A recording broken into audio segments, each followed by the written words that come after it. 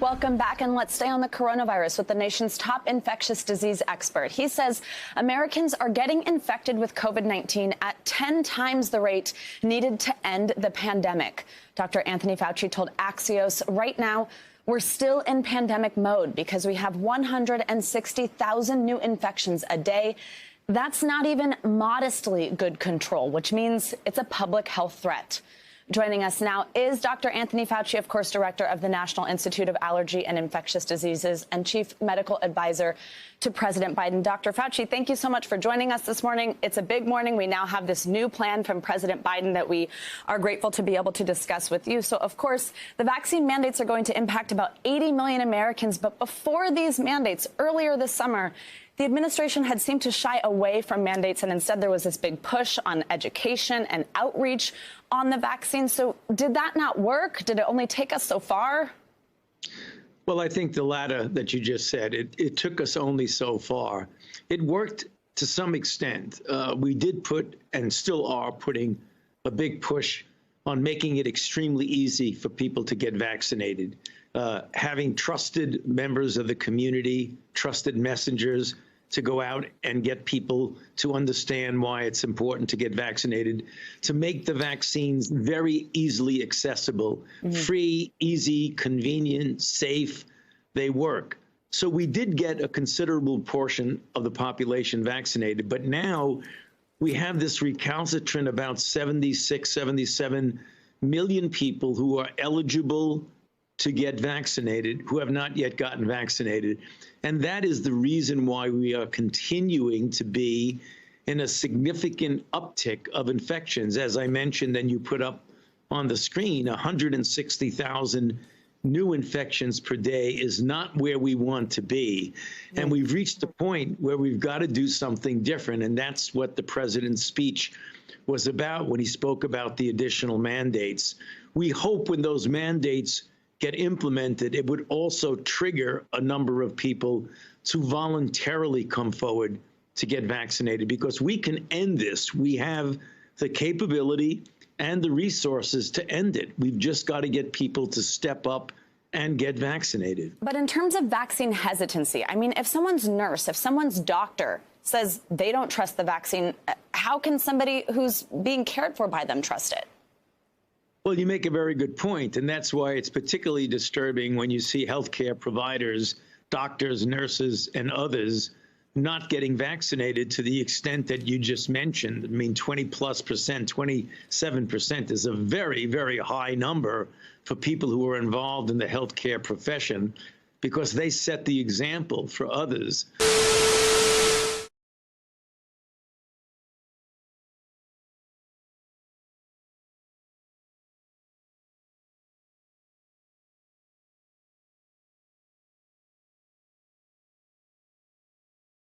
Now I want to get you on something I know that you care about. We spoke about it last time, but the government's not doing the optimal job. Look at, for example, New York on equality, where white residents are being vaccinated at a higher rate than their share of the population as compared to black and Latinos there who are being vaccinated at half the rate. We talked about why fairness is essential. This is, of course, hard hit New York, so it's an example. I also want to play a little bit of something from Bill Gates, who joined us. He's done this pandemic prep work. He brought you up, actually, Doctor, in saying both these conspiracy theories are bad, and he also spoke out about the racial injustice thus far. Take a look. Both myself and Dr. Fauci featured in conspiracy theories. You know, like one says that Dr. Fauci's trying to make money off of these vaccines. It's pretty stunning that the infection rate and death rate in minorities has been over twice as high. It's partly multi-generational households. It's partly job occupation. You know, it may have been the ability to communicate health messages in to those households. I'm stunned at that. Your response to both points? Well, he's absolutely 100% correct. I mean, the conspiracy theories are really very detrimental to getting a good public health measure,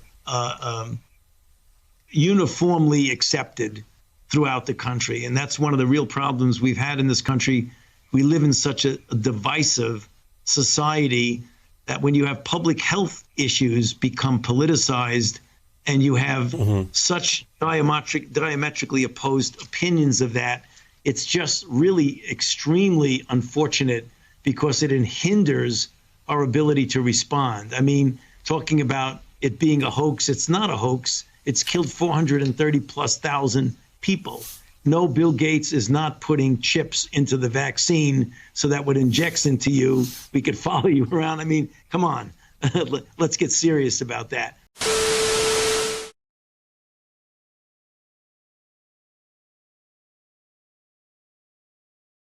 Friday, January 31st, 2020 at 10:32 p.m., Dr. Fauci gets an email from Christian Anderson. Christian Anderson's a British researcher who's received numerous grants from NIH. Two really important sentences are in that email.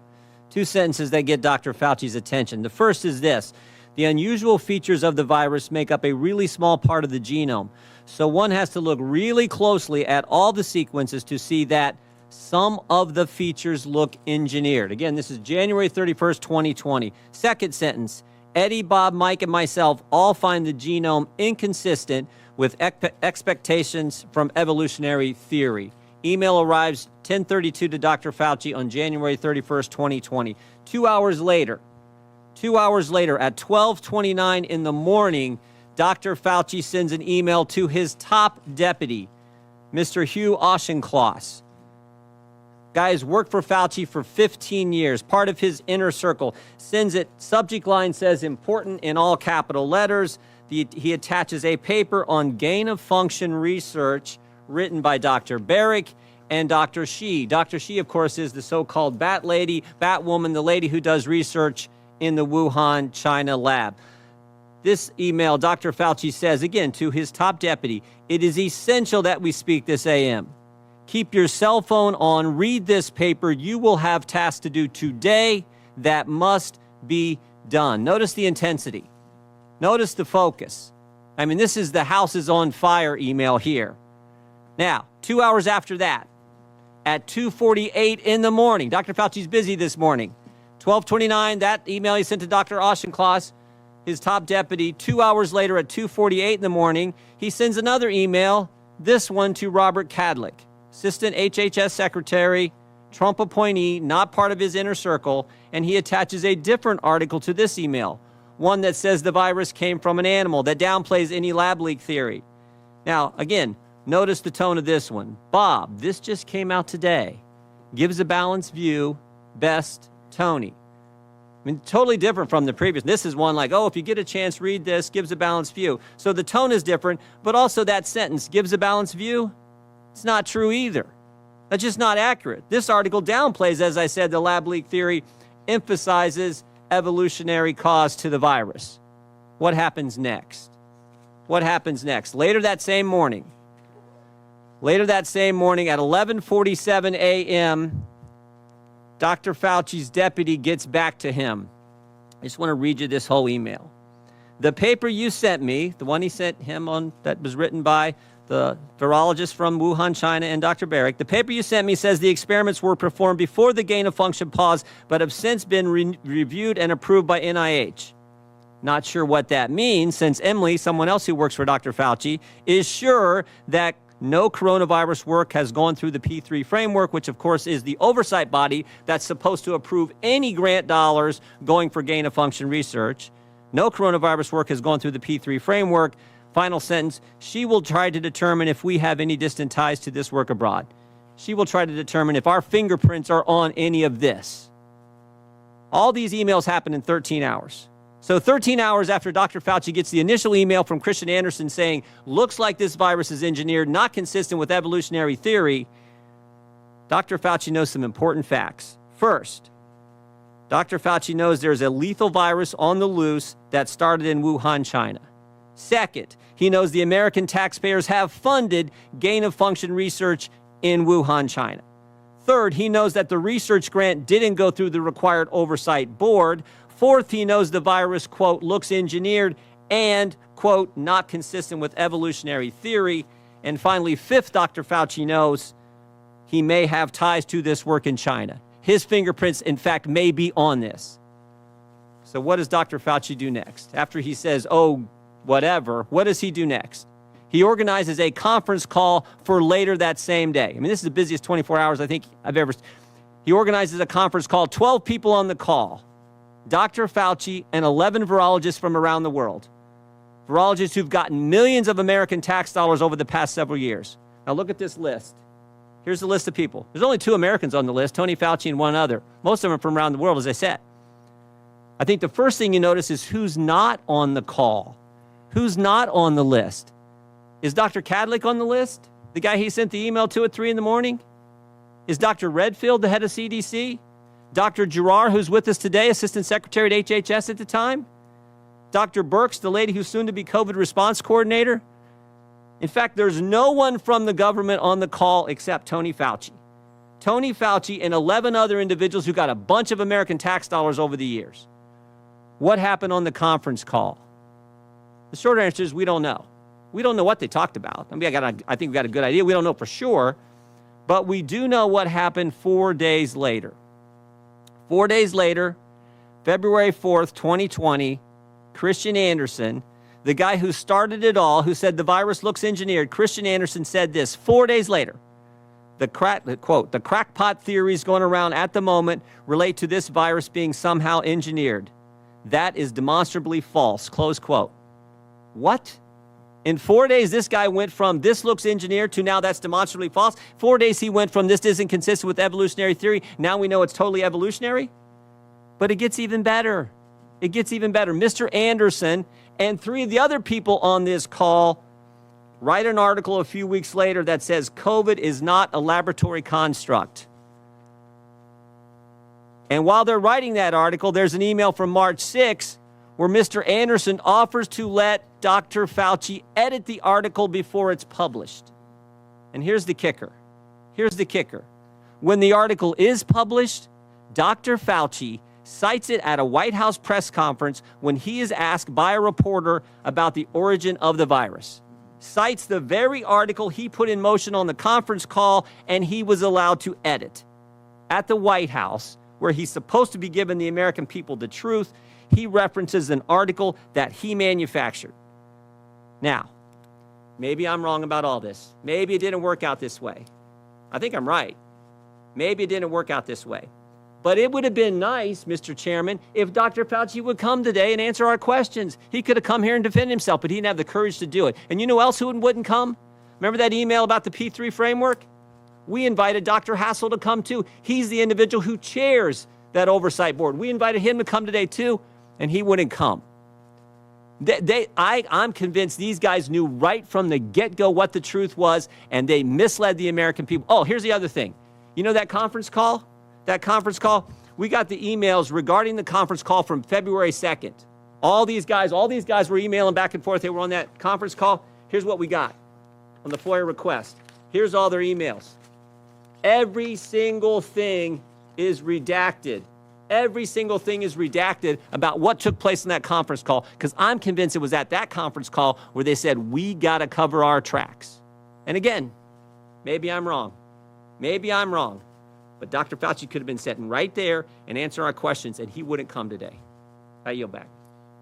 Thank you, Mr. Jordan, and let the record reflect that Dr. Fauci was invited Friday afternoon. He declined. Well, in your written statement, you say, now is not the time to pull back on masking, physical distancing, and avoiding congregate settings. When is the time? When do Americans get their freedom back?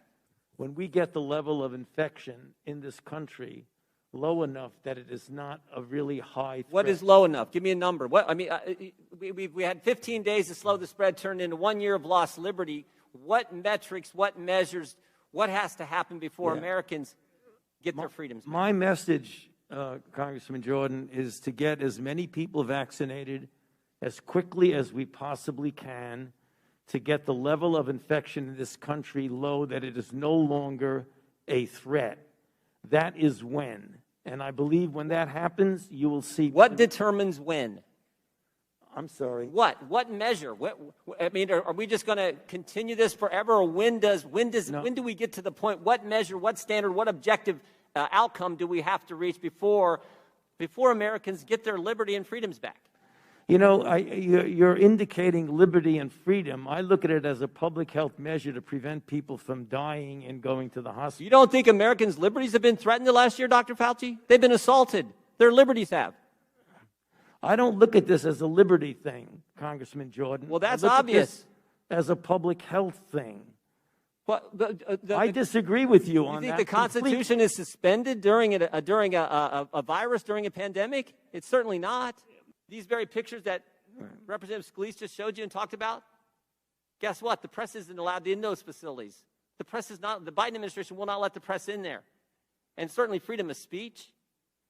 I mean, freedom, governor of our third largest state meets with physicians, and that video is censored because they dare to disagree with Dr. Fauci. So I just want to know, when do Americans get their First Amendment liberties back?